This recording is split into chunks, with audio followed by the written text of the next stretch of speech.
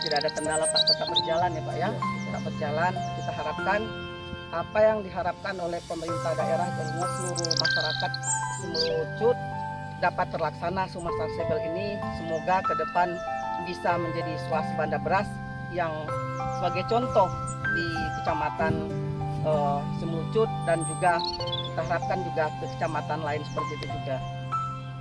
Alhamdulillah proses untuk Sumur Sustainable dan Kumaheba dengan program pemerintah yang sangat baik ini, masyarakat begitu antusias. Bagaimana juga kita saksikan saat ini sedang melakukan penyemaian bibit dan sekaligus pengolahan, dan insya Allah sesuai dengan tim Monef, evaluasinya kita berada di peringkat kedua dan mengalami proses pengolahannya mencapai 90%.